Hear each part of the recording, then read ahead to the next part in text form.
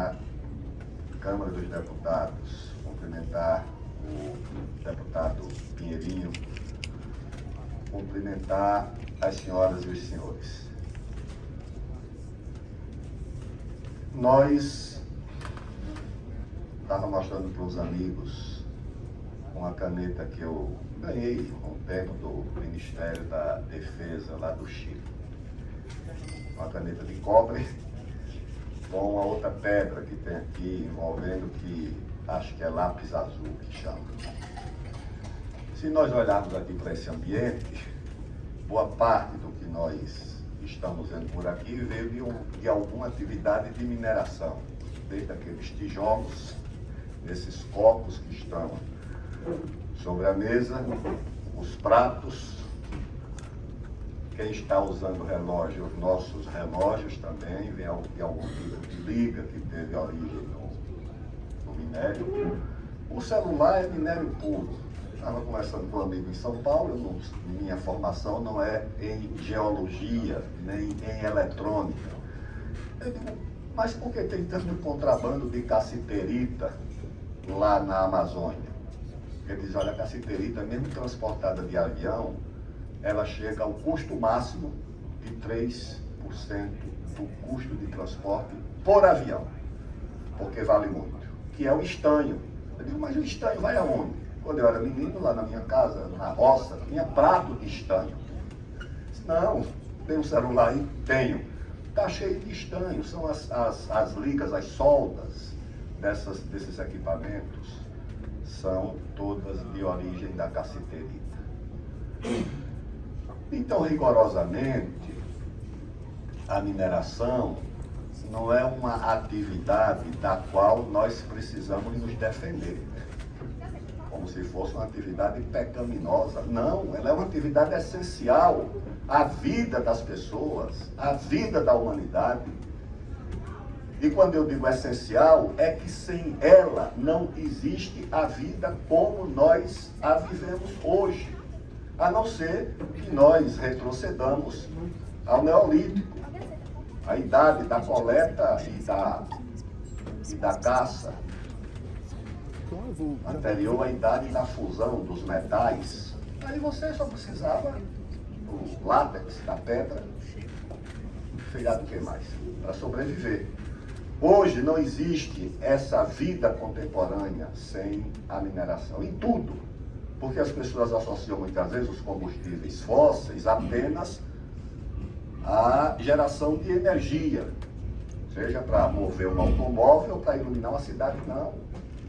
O petróleo está em tudo, desde o tecido sintético, essa cadeira provavelmente, além da madeira, tem alguma coisa de polietileno. Ou seja, o petróleo não está presente e as empresas não estão ampliando o prazo de prospecção e de uso apenas por causa da energia, por causa de centenas de equipamentos da vida contemporânea que só existe a partir da indústria petroquímica. Certo? É aí que tem a importância o petróleo.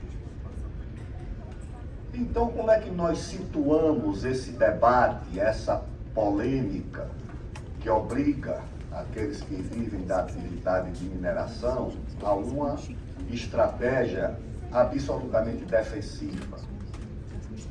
Como se fosse dizendo, tudo bem, eu aceito que sou já que o estripador, mas eu vou passar a fazer o meu trabalho numa sala de cirurgia e usando anestesia.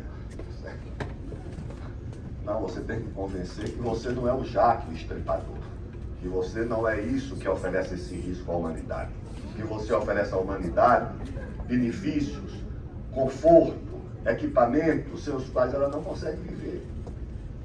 Eu acho que esse é o nosso desafio. Porque aqui se fala de licenciamento. No Brasil existe uma morbidez, uma deformidade, que é você absolutizar o licenciamento apenas no aspecto que é o ambiental. O mundo inteiro trabalha com 3 tipos de licenciamentos. Um é o ambiental, o outro é o social e o outro é o econômico. Por quê? Porque qualquer atividade, até o nascimento de uma criança, vai causar algum tipo de dano ao meio ambiente. É inevitável. A vida humana é permanentemente a geração de algum tipo de dano ao meio ambiente. Por isso que você tem que promover um sistema de saneamento, cuidados, porque até a respiração você emite gases quando respira. Então o que você tem que combinar é se a atividade que você está fazendo, além de algum tipo de dano, ela causa também algum tipo de benefício que converta esse dano num benefício.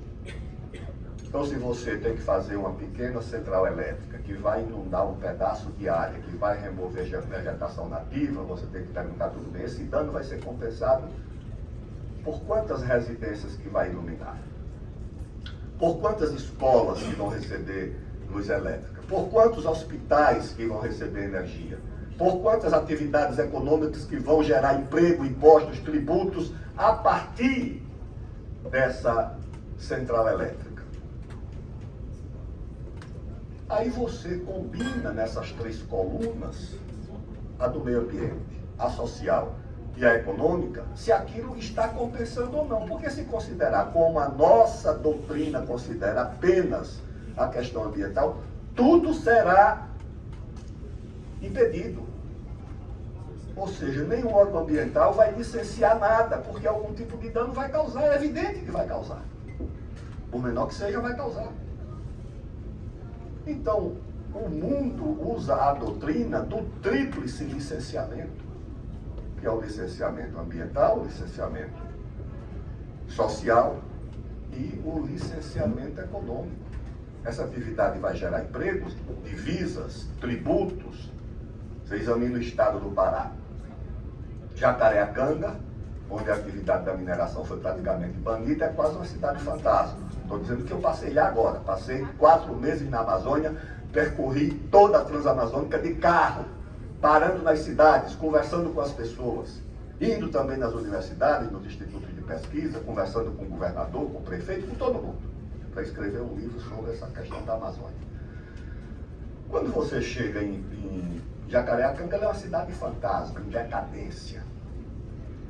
Quando você chega em Paraupebas, onde tem a mineração, o município recebe 3 a 4 bilhões de reais por ano dessa contribuição, que é recolhida e que 65% dela fica no município. 15% acho que no Estado e 25% vai para a União. Então você já vê a diferença. Se a atividade da mineração na Amazônia fosse regulamentada, legalizada, com fiscalização ambiental e com tudo, provavelmente o padrão de vida, o IPH dos municípios da Amazônia e o padrão de vida das pessoas seria muito maior. Porque eu fiquei lá baseado em Altamira, fiquei em Altamira. E lá eu ia, como se diz, para frente e para trás, de carro, às vezes de avião. Altamira tem uma pequena concessão de lavra garimpeira de 15 hectares, que rende 5 milhões de reais para o município, ali fiscalizadazinha, porque como está regulamentada, registrada, as pessoas podem ser fiscalizadas, tem ali o CPF, por princípio, são bem se tiverem com os outros, com vocês está tudo bem. E agora vocês querem essa frase dele, vocês querem o congelamento do poder econômico, tecnológico, industrial, e as nossas riquezas serão reservas de recursos naturais para vocês. E aí tem uma passagem que ele diz o seguinte: você quer discutir o meio ambiente a partir de que ponto de vista? Ele diz, porque a partir do ponto de vista de é uma sucuri, mas o nome da sucuri em inglês. A partir da sucuri, vai precisar de muita água e muita floresta. Se for a partir do ponto de vista do camelo, vai ter que tirar muita floresta para adaptar a necessidade do camelo. E se for a necessidade do ser humano, aí já é um outro debate, porque você tem que combinar as duas coisas. Era uma época em que a diplomacia brasileira tinha coragem moral, as convicções e os argumentos para se contrapor a essa gente. Tá certo? Porque o que acontece com a questão do meio ambiente não é que o tema seja irrelevante. Não, o tema é relevante. Mas acontece aquilo que um teólogo americano chamou de corrupção da virtude. O que é a corrupção da virtude? É o uso de uma causa virtuosa, humanitária e generosa em proveito de uma outra causa que nem é generosa, nem humanitária, nem virtuosa. É você ir lá no Iraque, derrubar o Saddam Hussein e dizer que está fazendo isso em nome da democracia, quando todo mundo sabe que é por causa do petróleo. Certo? É você fazer uma guerra no Vietnã e dizer que é por causa da democracia, quando todo mundo sabe que é por causa da geopolítica. É você promover essas guerras civis na África, dizendo que é por causas humanitárias, quando você sabe que são os recursos minerais existentes naqueles países onde essas guerras civis acontecem. Com a questão ambiental, aconteceu a mesma coisa. Você transformou uma causa humanitária justa em um interesse geopolítico mundial. É isso que está acontecendo há muito tempo no Brasil. Há muito tempo. E nós precisamos compreender o que está em jogo para não termos uma atitude ingênua, para não fazermos o papel de bobos, tá certo? Nesse teatro universal de geopolítica, nos comportarmos como um país imaturo, como um país adolescente no meio de adultos que sabem o que querem, e nós com o narcisismo das primeiras exibições da adolescência. Não, o Brasil não pode. Eu acho que o Brasil evoluiu, tá certo? Adentrou essa agenda. Eu vejo o nosso pessoal aí de meio ambiente, ligado às questões indígenas. Agora uma manifestação de índios lá contra a construção da ferrovia lá da Ferrogrão. Que país do mundo isso poderia acontecer? Olha, esse ano, aquele projeto chinês de, como é que chama? Cinturão e Rota da Seda, que é um projeto chinês de dotar o mundo de infraestrutura para circular as mercadorias da China. Completou 10 anos. Nesses 10 anos, na África, os chineses construíram 10 mil quilômetros de rodovia, 6 mil quilômetros de ferrovias, 20 novos portos, 30 novos aeroportos e 80 centrais elétricas.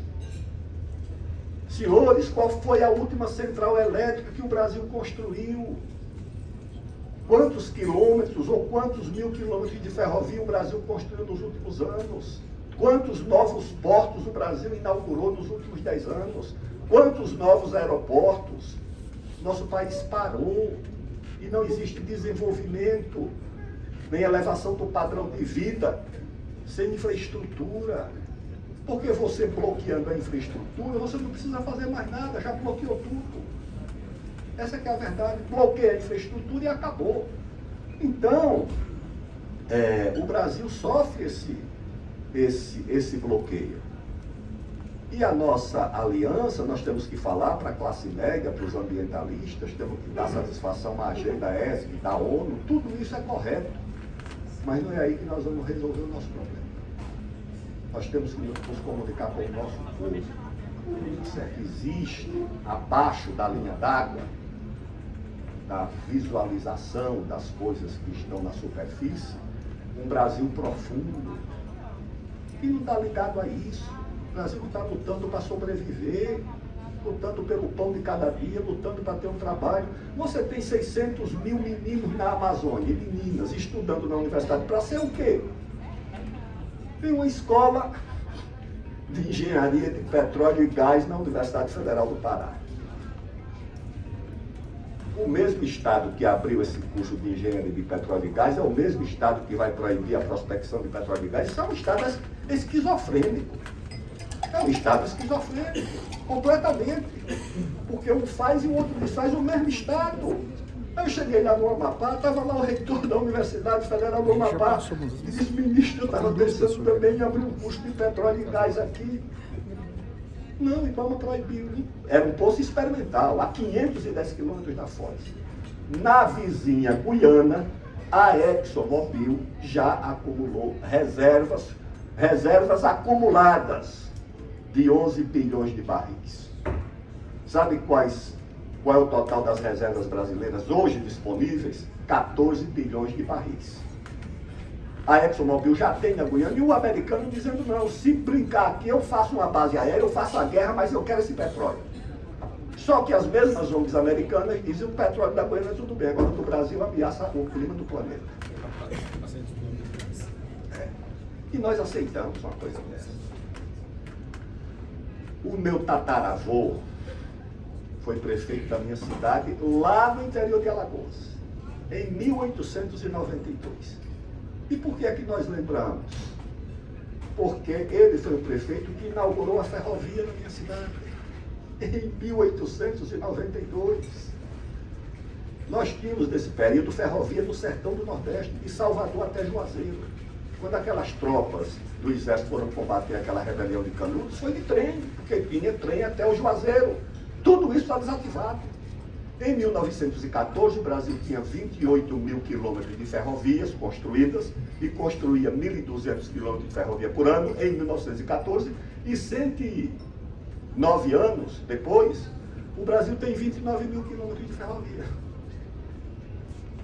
Viçosa tinha ferrovia, a minha cidade, lá de Alagoas, em 1892, e hoje Sinop até o porto de Miritituba não pode ter uma ferrovia, porque o Ministério Público e uma ONG pediram ao Supremo, e um juiz do Supremo, que eu acho que não sabe nem onde fica a Amazônia no mapa, tá certo? Com todo respeito, mas tem muito mais atração pelo Reno e pelo Sena do que pelo Rio Amazonas. Deve achar muito mais interessante.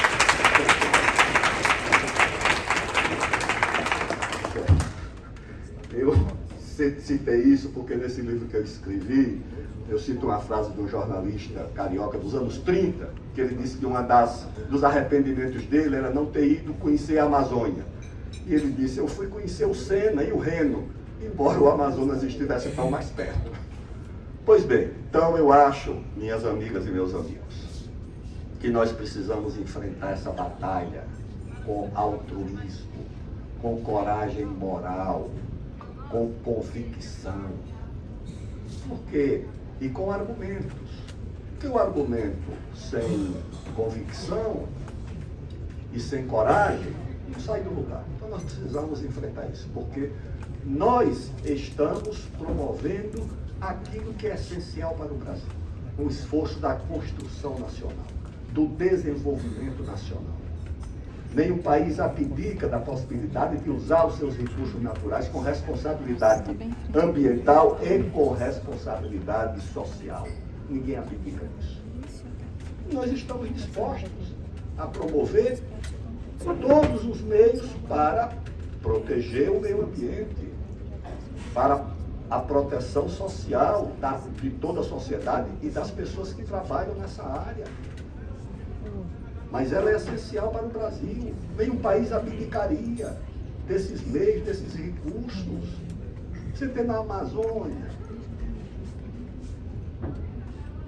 a fronteira mineral mais rica do mundo, e em cima dessa fronteira mineral, a população com maior índice de mortalidade infantil, com maior índice de analfabetismo, com maior índice de doenças infecciosas, com os piores indicadores de saneamento básico. Não tem uma estação de tratamento na cidade da Amazônia.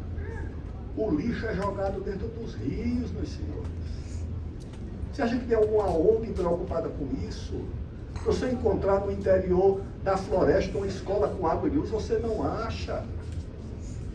Não encontra. Situação dos índios, de subnutrição, de abandono. E achar o quê? Que é terra, mais terra para os índios. Os Yanomami tem 9,6 milhões de hectares, é mais terra do que o estado de Santa Catarina. Eu conheço Santa Catarina. Se você sair de Florianópolis e for até a fronteira com a Argentina, deve dar de 600 a 700 quilômetros. O estado grande tem 92 mil quilômetros quadrados. Essa terra Yanomami é maior do que Santa Catarina.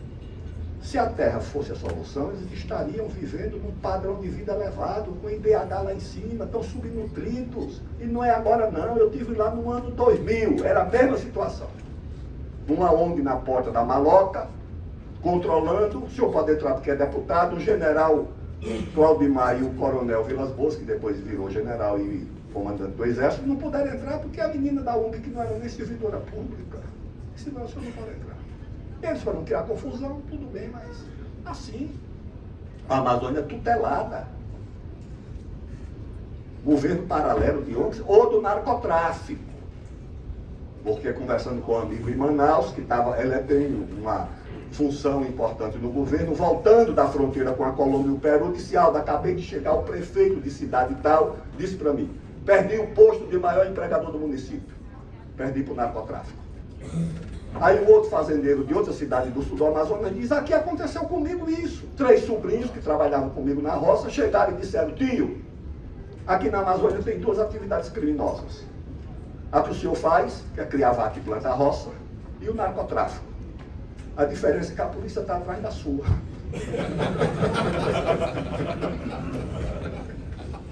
O senhor não dorme de noite achando que o IBAMA vai chegar, a Polícia Federal, a Força Nacional, e chega mesmo, e chega.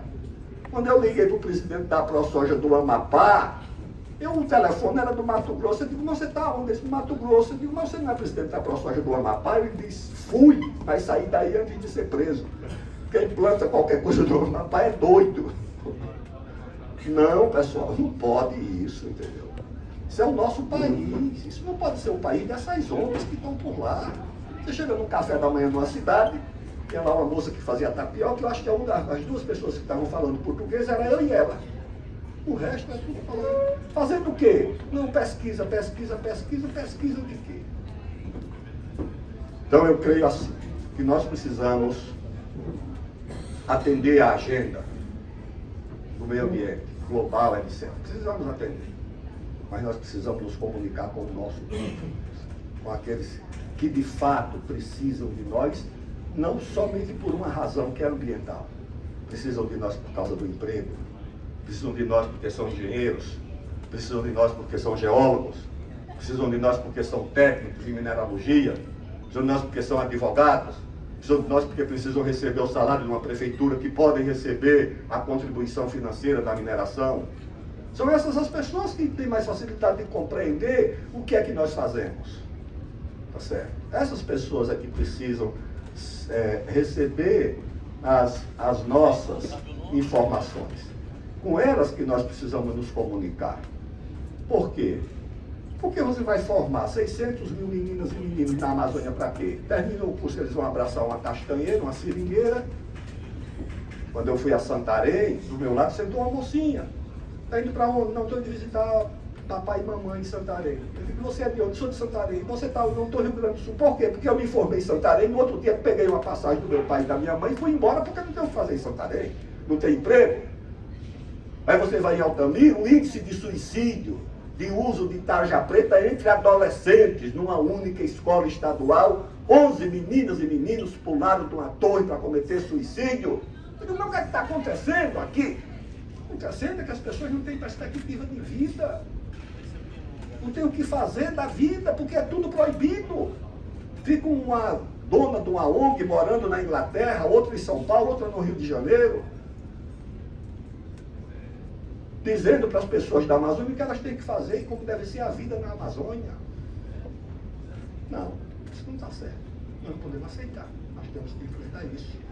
Está certo? E acho que nessa reunião de fim de ano, além da confraternização, é também um momento de reflexão e de a gente orientar a nossa vida e a nossa atividade em defesa daquilo que nós fazemos com responsabilidade ambiental, social, econômica, porque é parte da defesa do nosso país. Podemos abdicar disso. Brasil foi construído assim. Tá certo? Com esse esforço, com esse tipo humano de empreender, de mudar a fisionomia econômica e social do Brasil para elevar o padrão de vida material e espiritual do nosso povo. Tá certo? Então, muito obrigado e parabéns.